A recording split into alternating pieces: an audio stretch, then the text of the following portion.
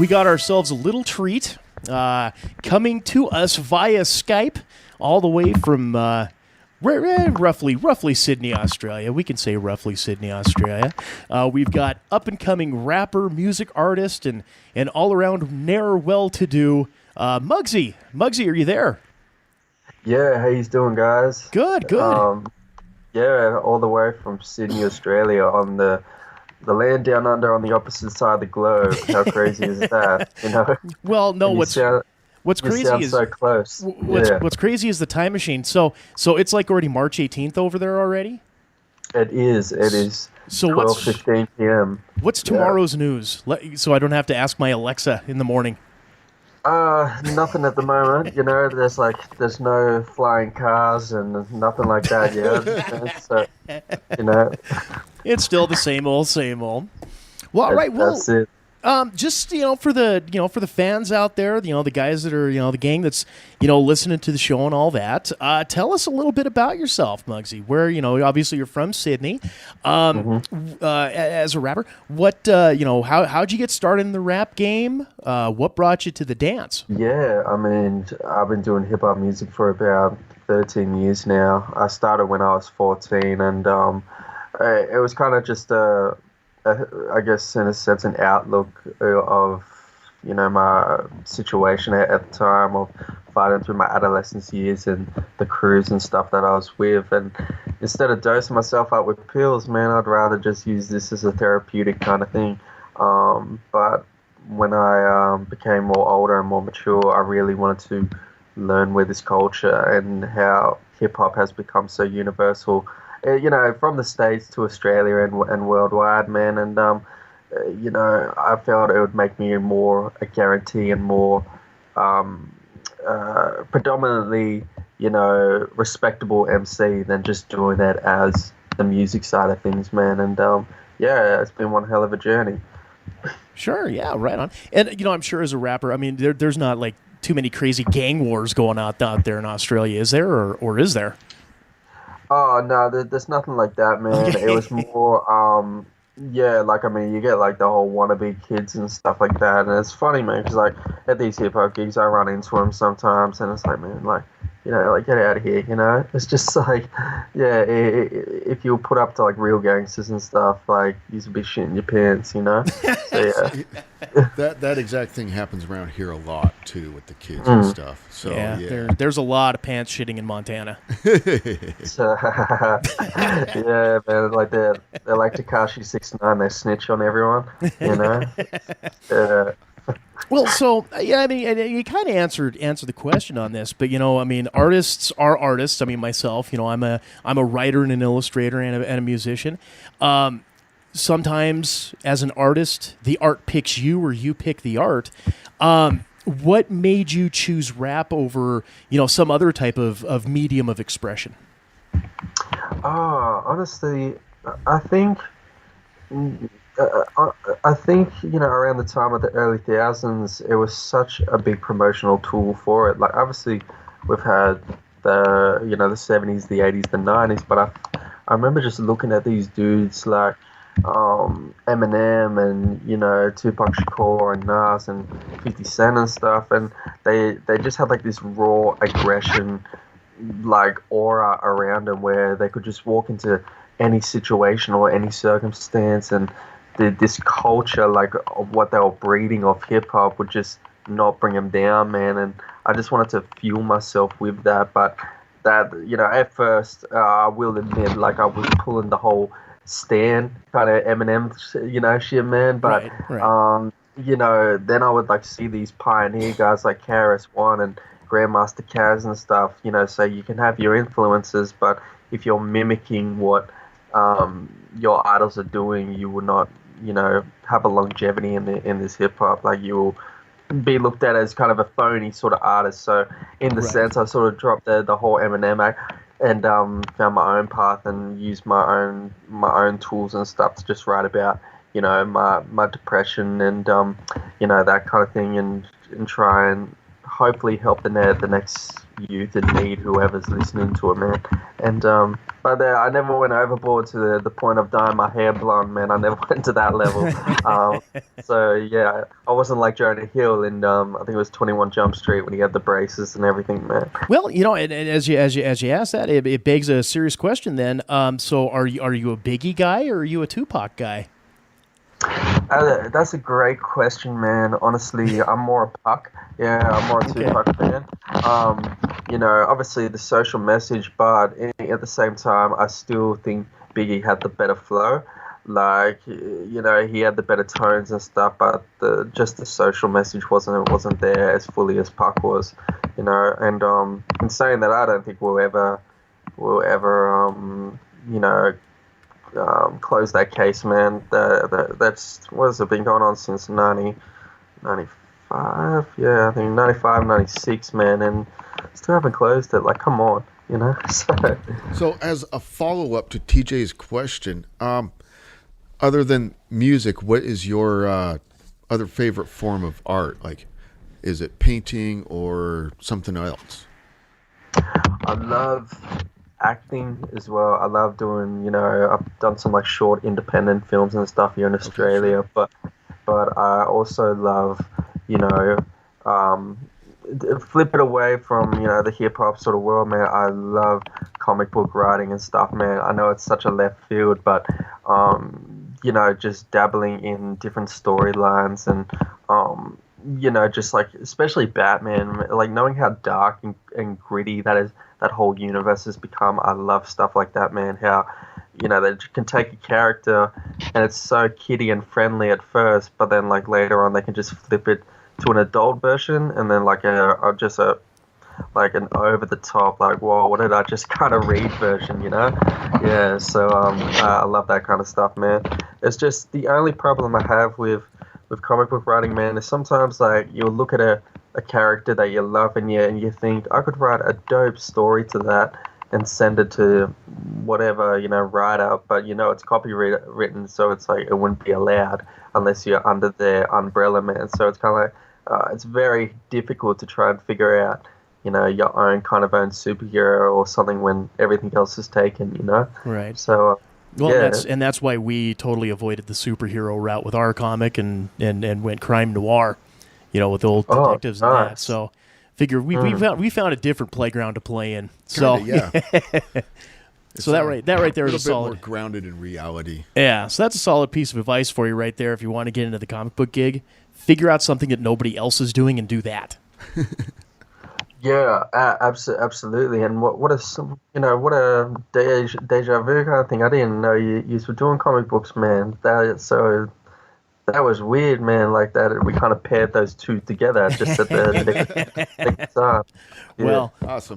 we're not here to whore ourselves. We're here to whore you, good sir. So that's so. Oh yes, go ahead. I was going to say, we'll feel free to send him a copy if he wants. Oh, but yeah, sure, by all means, as a consolation prize for allowing us to pick your brain. Yeah, more than happy to send something out to you. Why not? Absolutely. Yeah, I'll definitely check it out and give it a read because, man, I'm running out of stuff to read, like comic book wise, man. So, especially like I think all I'm reading now is Batman. Like there's just I don't know Spider-Man and all that.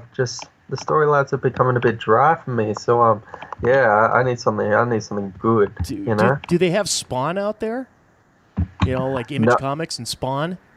No, they don't. No, we don't. They don't. Yeah, we don't. You need to get on the Amazon and start checking up some of that early Todd McFarlane Spawn stuff if you Yeah. like the dark and gritty. Yeah, I'll check it out. I still got to check out that movie, man. Like the one that they brought out in the 90s. I heard it was okay, a bit cheesy, but like it was still like worth the watch. Yeah. If you can, find a stream or something, but there was an HBO series of Spawn. Yeah, it was animated. It was animated, and that was way more closer to the comic book than that weird movie. And you give that a watch as well. It's pretty damn good. I enjoyed that. Yeah, a lot. go with the animated series. Don't worry so much about that movie. Definitely go with the animated HBO on that one. So what is it? Is it kind of like Ghost Rider sort of thing where it's a guy's soul gets corrupted or Basically, Spawn is a guy who I think he was like military, and he dies and gets sent to hell. But in exchange, he becomes like hell's avenging warrior up on the mortal plane. I guess that would that kind of yeah. And so it's basically him trying to overcome his darkness, but he gets to control his cape and a crazy amount of chains. Yes. Wow, man. And in like the first story arc. Dope. Yeah, and like in the first story arc, he basically takes out, tortures, and basically just beats the living shit out of this ice cream, like an ice cream vendor who turns out to be a pedophile. Yeah. Yeah, it's really dark. It tells a good story of a battle of like the inner battle of being, born of evil but trying to do good type of deal. Yeah. So man. Yeah, it's a classic from the early 90s. It was one of those when you had like the 7 guys from Marvel. I don't know if you're familiar with Todd McFarlane and Jim Lee and like Mark Silvestri. Jim Lee. Okay. Yeah. All of those guys left Marvel in like 1992 and formed their own company called Image Comics. And Spawn is like probably the biggest title to come out of there. Up until recently, because Walking Dead is also an Image title as well. So, if you're familiar with The Walking Dead out there in Australia. Yeah, we get it over here as well, man, but Okay. I haven't watched it yet. Okay. Yeah, well, that series is based off the comic that comes from that Image Comics as well. So it's a good wellspring. You, like I said, pop on over to Amazon, give it a whirl. Yeah. Yeah, for sure. I'll You can definitely read check it the out. Walking Dead comic. It's better than the series. Yeah. All right. Well, back to the topic at hand. Let's talk a little bit more about you, Mugzy.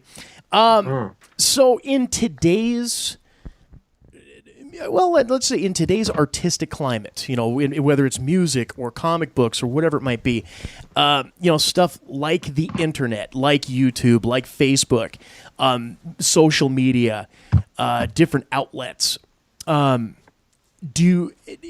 you've been in the game, you said you've been doing this for about 13 years now. So have you experienced that is it a little bit easier to get a following, to get people to notice you through, the current internet climate, as opposed to back in the day when, you basically, your ass had to be on the road 350 days out of the year, doing the grind, doing the shows, being an opening act, trying to make a name for yourself? Which do you find to be a little bit more easier to get a fan base? And quite honestly, which do you actually prefer? Yeah, obviously nowadays, man, it's more easier to connect with fans and people through social media, and clearly, overseas as well. Like, how else would I have got in touch with you if back in the day with no social media, man? Like, except for those dialing up cards, what we used to have to, cost an arm and a leg for. But it's more easier, man. And the original way, like back in the day, I prefer, maybe because I don't know, like I was coming up and it was so much. You're young, man. Like you're more alive then, and there's not much more responsibility, I guess, in a sense. It was more of a people thing, man. Like you talk to people face to face. You get to know people instead of through like an internet screen, man, or a text or something to meet up. And it was like all word of mouth. But in saying that, with the social media, it's great for promoting your brand. But at the same time, I feel that it's really like showcasing and overlapping real talent and showcasing buffoonery, man. Especially in the hip hop world, like with this whole, in my personal opinion, this whole, like Gucci Gang and mumble rap and all this kind of garbage, man. Like, I mean, because like I fight for like the real hard talent out there that, bust their ass in the 9 to 5 and like have the dream to kind of stay alive and, wanting music to come true. And, I feel that it's kind of this whole where you could just say one syllable and become like an overnight star is kind of cheating the prospect of what a true rapper is, if that makes sense, man. It does. Yeah. I think I can understand what you're saying by being able to release yourself out and produce your own stuff, you're able to actually like be yourself and do your own thing rather than trying to produce something that might conform to someone else's standards so they can put it out there for you type of deal. Yeah, like I mean, well, it probably makes me sound like an old cat, man. But I just feel that, I was brought up like with the golden era, man. And I like Wu-Tang Clan and Nas and like DMX and all those greats, man. And it's kind of weird because it's like I'm still so in love and like fixated with these dudes that when these new kids come out now and it's like, you see Lil Pump, you see like Lil Xan and, Lil this and Lil that, and, they have no concepts and they have no bar for bar and punchlines. It's sort of like, well, man, the kids are liking it, yeah, I guess, but it's such a dumbed down quality of music that to me it's not hip hop, man, because I've tasted and listened and sounded to the greats that it's like when these kids show me it now, it's like, yo, it's just I know someone who could body them, like just like annihilate them on a track. It's just there's no talent barrier there, So Right. yeah, like that's Hip-hop just hip hop. rather than hip-hop. Yeah, exactly, man. And you got to remember, you are talking to a couple old farts because we came up on like, the Sugar Hill Gang and Beastie Boys and Public wow. Enemy and NWA. Yeah. So you're talking to guys in their early 40s. So yeah, we when you start talking old school, those are still young bucks to us. Hey man, it's funny because that was like 80s style, and it called me crazy because everyone's like, yo, you must be an Eminem fan, and he's like your number one idol because like White and stuff, and it's like, nah, honestly, like my number one MC of all time was Rakim, and he was from the 80s, man. Okay, so yeah. Eric the B. leader, Rakim. Yeah. And Microphone Fiend, and I just reckon he is the epitome of what a true MC should be. Like the lyrics, the flow, the look, just everything about Rakim is like 10 on 10 an MC for me, man. Yeah, and like if he's not up there in any hip hop heads playlist, then man, they got to get a new Spotify or something because, or some sort of new playlist because the dude's like you said, the god MC. Yeah. Well, since you're kind of familiar with that stuff, in the first few seconds, do you hope that it's Ice Ice Baby or Under Pressure? Oh dang, man. Oh man, that is such a hard question. Ice Ice Baby. No, I'm gonna have to go up Under Pressure. Yeah, There we go. I just can't. Yeah, I can't fathom my Vanilla Ice's hair in that music video, man, and the dance and stuff. It's just so corny. That, sir, is the correct answer. There just we so you go. know. So okay, so I mean, you're pretty much independent, homegrown act, doing your own stuff. What what kind of equipment do you use? As far as like, I mean, I'm assuming you're pretty much using a home studio. So like, describe Mugsy's workspace. Honestly, man, I don't produce it on my own. I have my own producer. He's a dude who came from New Zealand called Pablo, and he had a home studio. Correct on that, Mark, man. But I give it honestly credit to these producers, man, because look, I've tried it before where it's like you have Pro Tools up or whatever gizmo you got up, and Sure. to get like a beat flowing and a beat starting, man, it's like working with technology, man, and I don't have the patience for that. Like I've only got the patience for concepting the actual song and writing it, but putting it into like that technology side, man. Nah, that's his job. Like even if my own laptop shuts down and it has a problem or a virus or whatever the case, man, like I don't even know how to fix it. Whether let alone start. If it like spazzes out and it's not turning on, I got to go to a computer repair, and they look at me like I'm crazy, man. They're thinking all you have to do is unplug the back of it and put it back in, and I'm like, God damn, you know.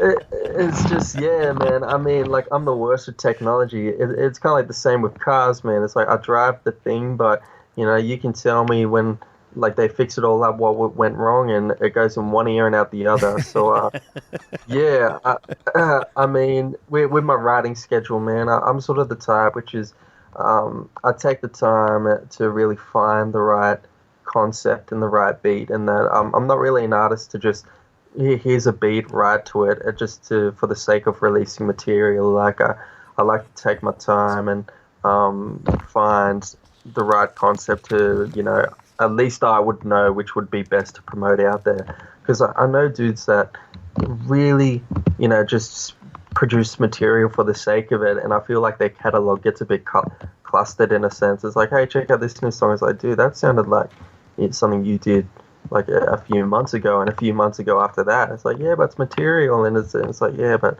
dang, man, like, you're getting a bit stale here now, you know? So, yeah, like, I'm a time tester, man. Yeah. Okay. So, then what is it like as a day in your life? Like, you wake up, have your Cheerios. What happens? Yeah, so, man, honestly, a day in the life for me is wake up, have my morning coffee, of course, can't go wrong without coffee, man, and then check my emails, check my Facebook inboxes, and yeah, like pretty much just go through all the messages and, you know, meetings and whatever I've, you know, planned, putting in my reminders and stuff, and then whatever I have on that day, whether it's, you know, you guys or you know, a gig or something, I do that. And then later on at the day, because I do bartending as well, man. So you know, I'm not doing music full time. Right. Even though I'd like to, but nah. And then I do my music stuff during the day, building more connects and writing music and, you know, structuring that. And then when, you know, 5 o'clock hits, go to my job, work till 11 o'clock, man, and then pretty much stay up until, like, I'm nocturnal, man, so pretty much stay up till like 1 or 2 in the morning doing the music stuff, and then go to sleep and do it all over again, man. Yeah, so that's my day-to-day life, man. Okay. Yeah. Sounds pretty familiar. Yeah, I was going to say, I think we're all pretty much familiar about hoofing it and then actually having to go slug it out in the real world. and then get back to the fun stuff. Yeah. Kind of, you know, getting back to the fact that, okay, so, you know, you write your own rhymes, you know, you've got your lyric, you know, you got your rhyme book, you got all that type of stuff going on. So that brings up an interesting question. Excuse me. We had the chance, we checked out your YouTube page, and we noticed, like, you had a lot of a cappella stuff in there.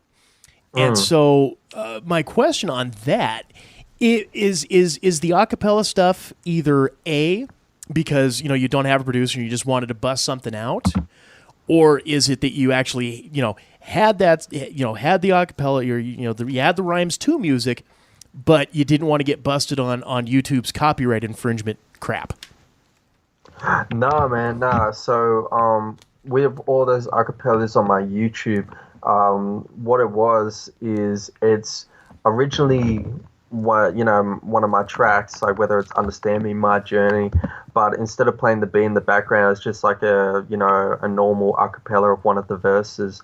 Okay. But it's more, sometimes I'll get in my inboxes these either blogs or sites or like Facebook pages, and they'll hit me up saying, hey, can you share our page, or can you promote us?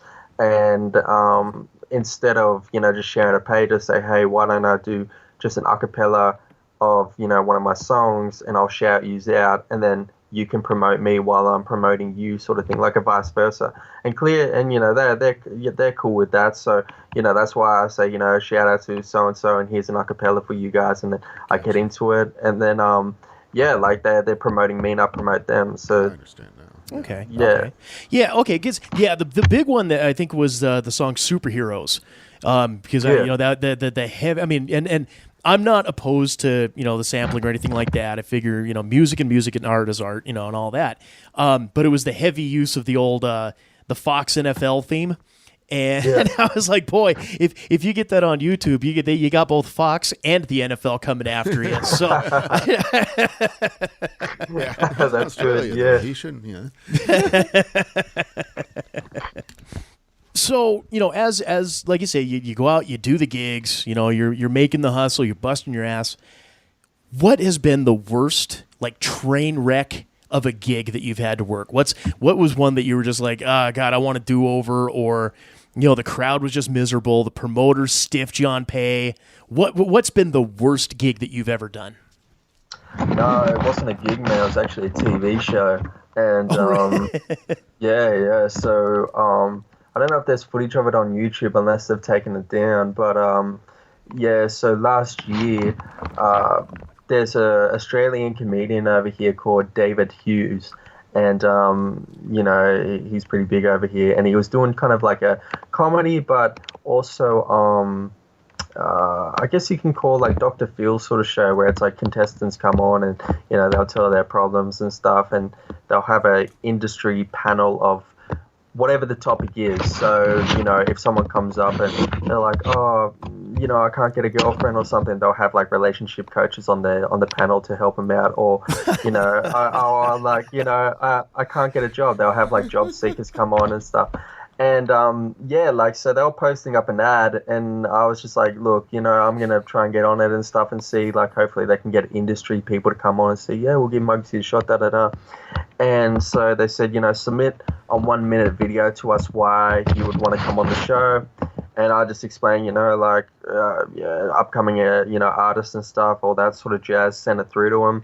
A few months later, I got a call back, and they said, we kind of like your style. We think that we can, do a whole episode, like sort of a hip hop flavor episode, where, you come on, tell a bit about yourself, and there'll be a guy up on the panel, and he works for a massive radio station here in Australia called Triple J, and he's kind of like a upcoming MC as well. But you can do kind of like a reenactment battle scene thing if that's cool. And I'm like, yeah, that's cool.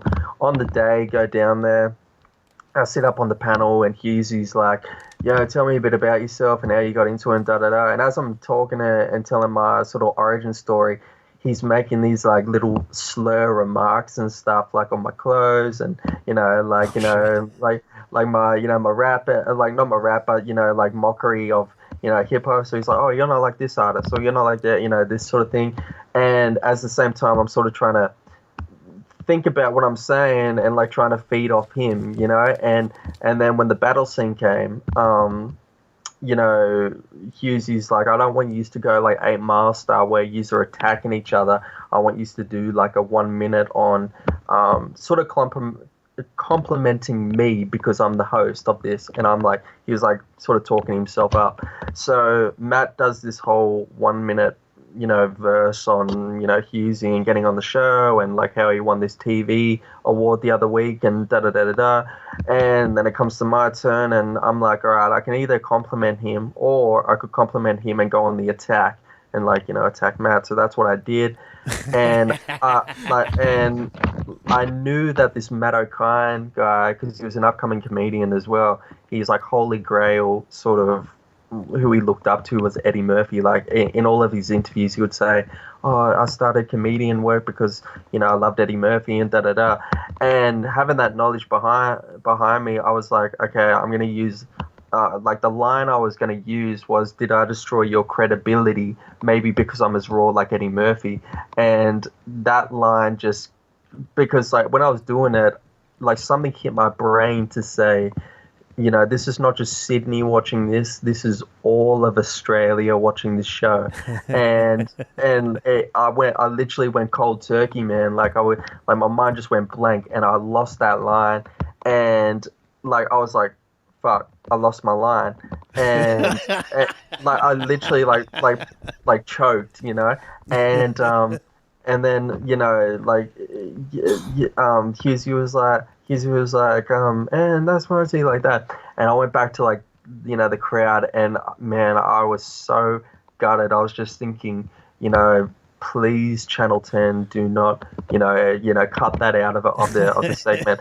And when it came out, I think it was like 3 months later or something. No, they kept it in, and like they say as an artist, do not read the comments, or do not read the negativity. Right.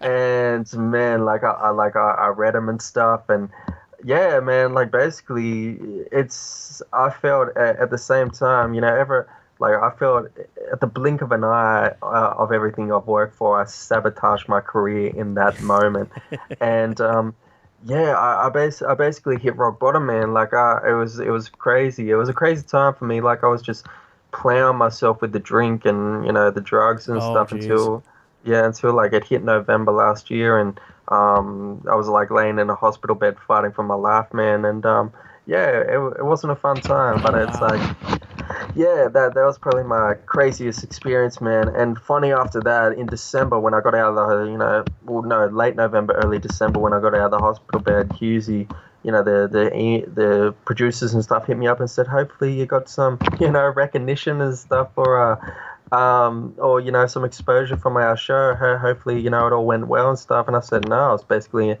what you aired was pretty, I thought you would have cut that scene out, and I was basically fighting for my life after that, of the aftermath of what happened. They're just like, oh my God, like, wow, and, so yeah, that was probably my craziest experience. And you probably can find it on YouTube somewhere. I haven't looked it up.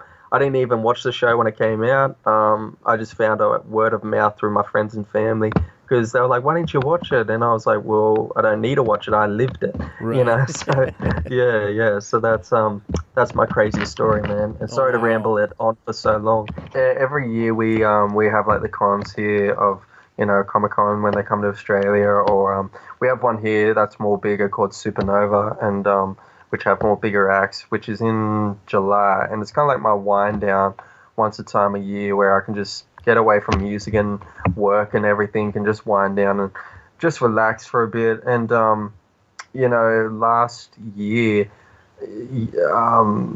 I was a huge fan of Mighty Morphin Power Rangers as a kid. I grew up watching those guys and just loving that TV show. And the funny thing was, the little robot in the show, Alpha, and it was with Zordon.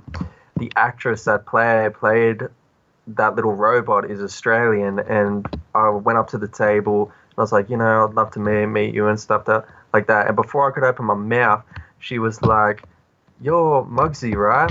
And words couldn't even express like how she knew who I was. Oh, and I was just startled. I was like, well, how do you know me like that? And she was like, oh, you were so funny on that Husey. And I was like, oh my God. Oh, no. Like, I was like, no. In a sense, I was like, oh, you watch me on that. But at the same time, I was thinking that is so cool that like someone from the show that I used to love is watching me flop, but just knew me straight away, like like off the bat. It was just like, I can't even hate you for that. That was so cool, So yeah, like, I mean, that was kind of like my little moment of right. knowing that my celebrity knew who I was before I could actually say hi. Like, it's so easy. It's like, we all know who you are from the infamous Power Rangers show, but knowing that is not even a simple, hey, how's your day? It was just more like about to say hi. I was like, you're Mugzy, oh right? My and God, I was like, you're Mugzy. yeah. And I was like, awesome. what the hell? So then, what would you consider your greatest triumph? My greatest triumph, man. I think back in 2012, this is before my Understand Me came out, and it was just like, I just had like a rough little demo behind me, but I was performing at this kind of talent show thing. It was kind of like Australia's Got Talent, but it was catered towards more R&B and hip hop artists, like like industry execs were like looking for the next, I guess, quote unquote Eminem sort of thing. And I went up, and on the night there was like about 30 contestants, and they would sort of have the names in order who would go up first. And sadly, I was one of the last ones to go up, so I had to sit through all those 30 acts, and it was going on to like the middle of the night and stuff. And I was like, I'm getting so bored of all these acoustic singers. Like, no offense to them. but yeah, like every single one did a cover of someone else's material, and as doing as a rapper doing hip hop music, I thought, like we don't do covers and stuff. We write our own original material. So I went up on stage and performed one of my original tracks. I think it was called "Keep on Rapping" or something. I don't know. There's footage of it somewhere. And two of the judges scored me with a 0, and then the last dude, he was a guy called Marcus Pinnell, and he died in 2016. But he was a producer that worked for Sony and Def Jam, and he was traveling from the States to Australia and UK back and forth. And yeah, he gave me a 10 out of 10, man. And I was quite shocked about that, man, knowing that someone in that highest caliber enjoyed my performance, man. And that was just a great feeling, man, knowing that he's probably worked with artists that I aspire to be like someday, and now he's enjoying my performance, and which I've just written in my bedroom and stuff, So that was good. Well, so and it's interesting you say that. So with the American producer coming over, have you done any shows outside of Australia? I mean, even if it's just like New Zealand, or have you ever done any gigs in America, Europe, anything along those lines? Never, never at the moment. All I've just been successful so far is just interviews and that kind of thing. But it's more just like, man, flights are getting so more expensive by the day, man. So it's very hard to fund my music and try and find a worldwide tour, man. So it's more more of an Australian thing now. But hopefully someday, even if I come over there for like a holiday or something and hook up with some gigs, even if it's just open mics and that kind of thing over there, Sure. just like, brand it out a little bit more. But like as someone saying, hey, we want to book you for this, worldwide thing, never on that level yet, man. Okay. Would you rather be caught telling a lie or have people not believe you when you tell the truth? Nah, man. Like I'd rather people not believe me when I tell the truth. So like when it, shit hits the fan and it was the truth, I can be like, see, I told you so.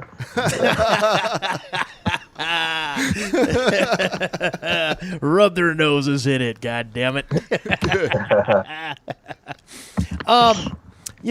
Just some generalized questions about the outback and the great territories out there. Is it true that dingoes steal babies? That is the outback, man, and Sydney. I'm Sydney area, so we don't have like dingoes riding trains or anything, man. So with like their morning coffee and their newspaper. But yeah, no, man. So I have no idea. You would have to get like someone from the outback to come on the show and do that. Call me the. Yeah, yeah, man. Okay, Jay-Z, you got like way more of the silly than I do. So feel free, hammer them out. Okay. What is your favorite dinosaur? Oh man. So, I don't have one. Like all I can say about dinosaurs is I was a huge fan of Mighty Morphin Power Rangers, and their coins and stuff were dinosaurs. So probably the mastodon. Yeah, probably. Is that one? No. Nah, but you know what? For this show, close enough. Why not? Yeah. Go with it. Go with it. We'll go with Mastodon. Yeah, we'll go with that. Yeah. I've seen a couple of different videos of this phenomenon happening, and I just got to know whether it's real or just complete bullshit. The sky raining spiders, like a flood of spiders coming out of the sky because they've spun their web and the wind has carried them over throughout Australia like paratroopers. What sort of thing is that, man? I haven't heard of that. I've seen it. I will. We met up on the messenger. I will forward you some of these videos. Yeah, forward me that, man. What a laugh. Yeah. Nah, like I know we get big ass spiders, man. Like like I've had experiences where, you've seen Home Alone where he puts the trench on the dude's face. Like I've had moments like that where the spiders will like plop down and jump on you and all that kind of stuff, and you do the whole Mick Jagger kind of dance to get them off you.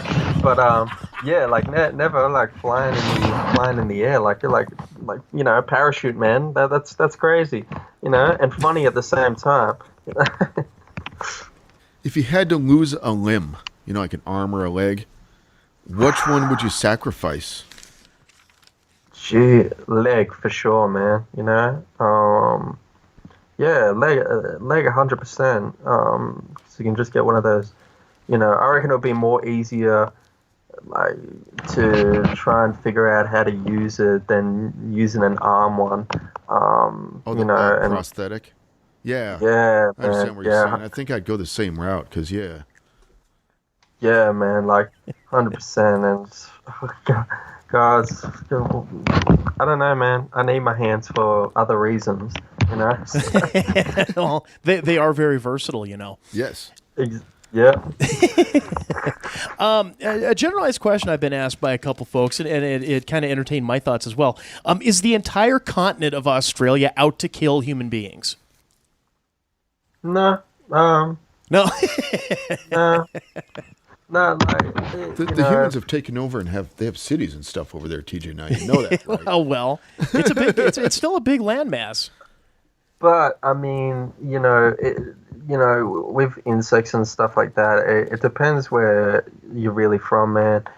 Sydney, you're pretty much okay with everything, but if you're country and coastal, I mean, especially in the summer, we have a snake over here called red belly black snake, and what they love to do is when it's like really, really hot days, they love to slither, in warm areas so their bodies get really, really warm, and so it'd be either under cars or in like the rim of your tires and stuff, because the heat of the metal just warms them up. And so every summer when it comes around, if you're up on the coastal line or the country line, always check under your cars and your rims each day or each morning before work or whatever, because there's been cases, man, where I'll go out for like a gig or whether the case may be, and I'll open my car door and they think they're getting attacked, and they'll lunge out and try and bite you, man. So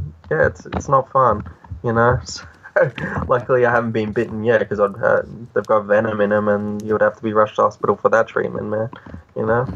See, these are important life lessons. This is an educational episode of the Quad M Show, kids. Check your car's underbellies and rims for the dreaded red belly black snake. Does Australia have capital punishment? No, we don't, man. Okay. Well, let's say that they do. You've been convicted. What's your last meal on death row? I'm trying to think of something radical. My last meal would be probably the hottest female walking on Earth and eat her out. There you go. Attaboy. Awesome. Okay. Is it sock, sock, shoe, shoe, or sock, shoe, sock, shoe? Sock, sock, shoe, shoe, sock, sock. Wait, sock, sock, shoe, shoe, sock, shoe. Oh, no. Yeah, I get what you're saying now. No, it's sock, sock, shoe, shoe. It's never sock, shoe, sock, shoe. Okay. So, yeah, Kind of stumped him on that one, I think. I did. Oh, man. Awesome. You might have said this already, but what do you hate? What do I hate? Yeah. Oh, man. Gee, that's a really hard question, man. There's a lot of stuff that I hate. It's like one of those. It's like one of those questions where it's like you hate all those stuff, but it's hard to think of that one. Right. Man. Jesus, man. What do I hate?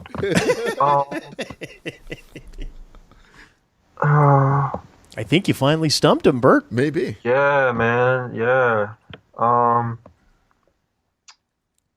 Uh, Stuck up bitches. I hate that. Stuck up Yeah, bitches. Okay. yeah. When Yeah. you just kind of have a conversation with them, it's like, hey, how's your night going? No. All right, man. Fuck out of here then. Okay. Awesome. Stuck up How's your day bitches. going? No.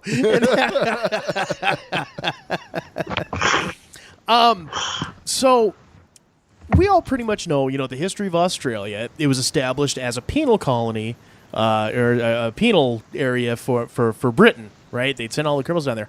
So, a quick question: any sketchy psychopaths in the family history?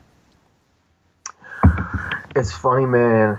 Yeah, you say that because my mum's side of the family is heavily lives by the book and heavily Christian, and my dad's side of the family is very, his uncles and his my nan and my pop and stuff. Like their whole family was very criminal based.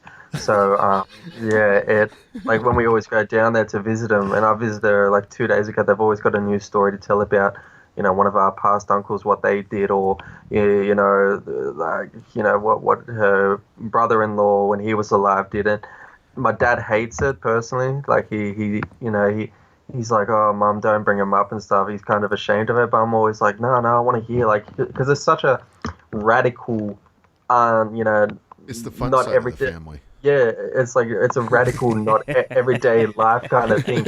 You know, like she's had relatives to the point where like they're so menacing that it's like I won't even get into Wayne. Wayne was just I think he's in a mental asylum now for what he did. But yeah, that's like a whole different ball game, man. Oh, well, Yeah, and that I'm begs like, the question. What did he do? Are for you the are you further, allow, are you allowed to expand on that? yeah, I'll just expand on it. Nice. So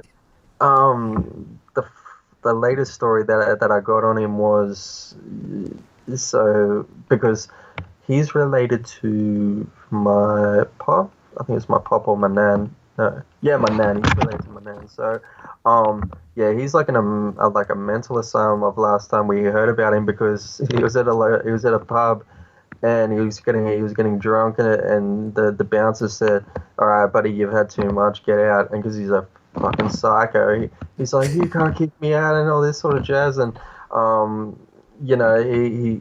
bouncer's like, "All right, get out of here." Kicks him out the butt, kicks him out, and he's like, "I'm gonna get a knife and I'm gonna come back and kill you." And the guy's thinking, clearly when someone says that to you, you're like, "Oh, the dude's drunk. He's all talk." And Wayne went down the local road where he lived, came back with a butcher knife and stabbed the guy to death, and then went to prison. Jesus. Yeah, went to prison for that. And the reason how I find these out is because my cousin Mark, who's passed away, he passed away a few months ago. We find out all this through Mark's sister, who is Wayne's sister, I think. But I've never met him before. Like, my dad grew up with him, and the last he's been in and out of prison for like since boys' homes and stuff. And it was funny because my nan raised him when he was a kid, and my dad and stuff, and he went to like a boys' home for I can't remember what it was because I've got so many stories. But the funny thing was when he got out in like 20 years or something, he he, he had like this long hair and they had this massive beard, and he looked like Charles Manson. And I don't know how he found where my nan lived. But if like when you go to their house, when you go to the front door, and you look in, like actually no, when you're in the lounge room sitting on the couch, you can see the front door. It's like a very flat road house, and they said they were sitting on the couch just watching the news or something, and here comes stumbling up this murderous looking Charles Manson looking guy, and he starts banging on the flat screen door, and he's like screaming Sylvia, Sylvia, like that, you know. And they haven't seen him since like he was, I don't know, like 13 or something. And my pop walks up to the door, and he's like, "Yeah, buddy, what do you want?" And he's like, "Is Sylvia there?" And he's like, "Yeah, she's here, but who are you?" And he's like, "It's Wayne." And he's like, "Jesus, mate, I haven't seen you since you fucking 13, like, and now you're like, a 40-year-old man or something. How the fuck? How did you find where we live? And he's like, oh, Mark told me and stuff, let me in and stuff. And he had that prison mentality of, my nan would be like, do you want a coffee? No, we don't drink coffee. You want a sandwich? No, don't have a sandwich. Like very abrasive and just sitting there.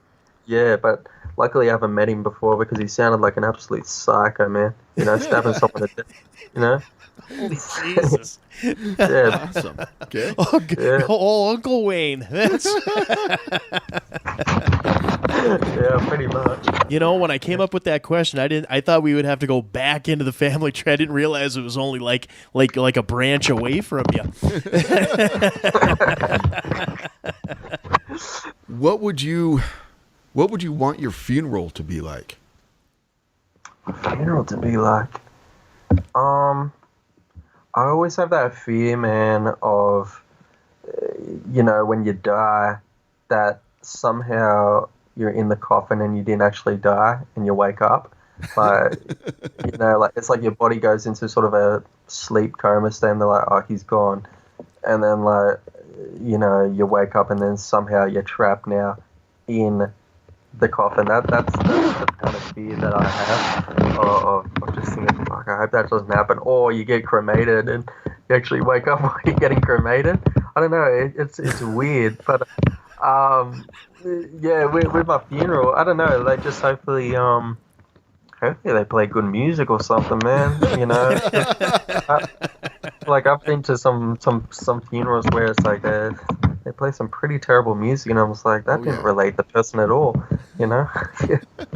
Well, I just always wanted to play. I wanted to play "Pop Goes the Weasel" just so people will just sit there and wait in anticipatory terror for my body to just pop out of the fucking casket.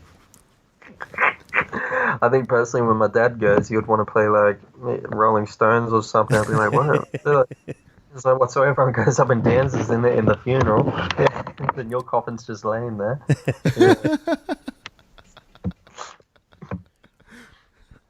So, are you a cat person or a dog person? Nah, dog person, man. Dog? Yeah. Okay. Yeah.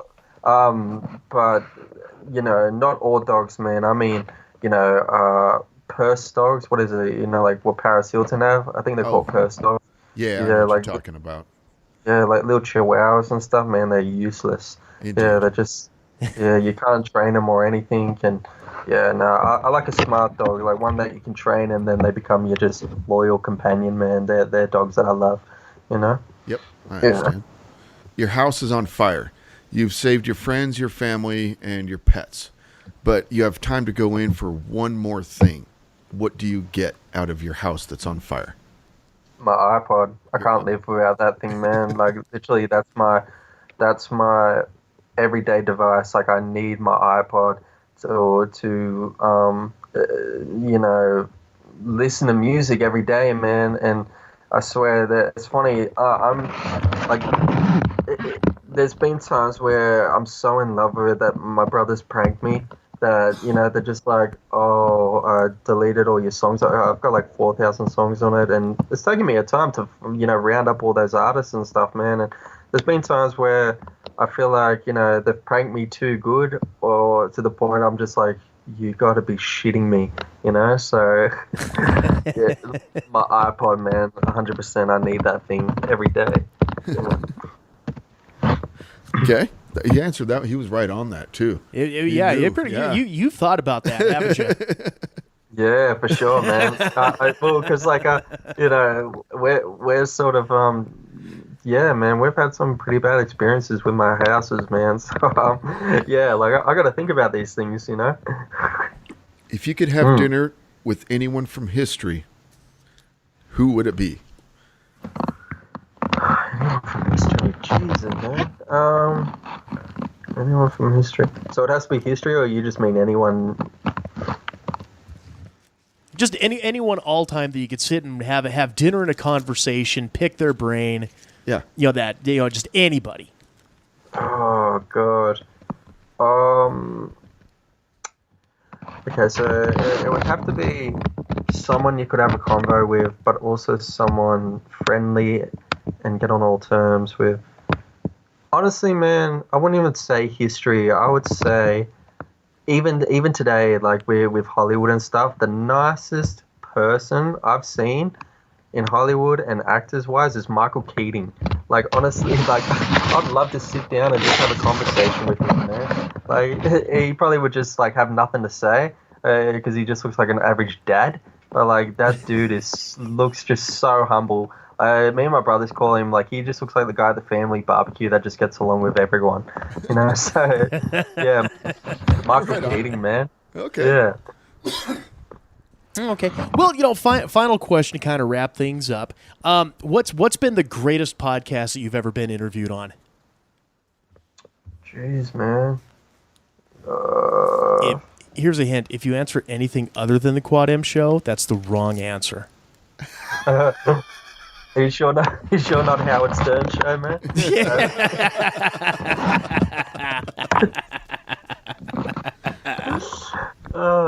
Nah, come on, guys. Like, yeah, you guys for sure, man. Like, I mean, this was great. Like, because most of the time it's always just, well, what do you do with music, and never have the comedy questions in there or the, the over the top questions, which was great, man. It's something left field, and I love it. Well, So, how many interviews have you had where you've talked about dingoes riding trains and crazy Uncle Wayne? if interviews I've done so far, too many to the point they don't want to hear about Wayne, and usually the first so far to learn about my history and my family's crazy monstrous history, man. And There's one thing I learned is you called Dr. Phil's guests, you called them contestants. And that fucking cracked me up, dude, because I never thought of them as contestants on the Dr. Phil show. I'm just waiting to see when American TV steals that idea. Oh yeah, Bad Barbie or whatever it is. Oh, come on. Yeah. All right. Well, as we wrap this up, where can the folks listening in if they want to check out your tunes and be able to listen to Mugzy, check you out, where can they find you? Yeah, so instead of searching, YouTube, Twitter, everything all individually, just go onto Facebook and type in Mugzy, Mugzy, and everything is attached into the one on that one page. So it keeps you up to updates with interviews like this, upcoming albums, gigs, and if you're a fan or an upcoming artist and want to reach out to someone, hit up my inbox and I'll try and get back to you. So, Mugzy on Facebook, and that's my number one platform I use. So, yeah. All right. And then, of course, we'll make sure we have the link to that in our show notes so you folks listening out there can go ahead and click on it and hit up Mugzy and get all that. Thanks once again, guys. I just want to say thank you once again for, setting this up. Even the time difference thing, like 17 hours in front, man. But, hey, you have another fan follower here in Australia, man, and I can't be thankful for that. Yeah. Nice, brother. Nice. Thank you for taking the time. Yeah, thank you. Thank you very much. All right. And so with that, we will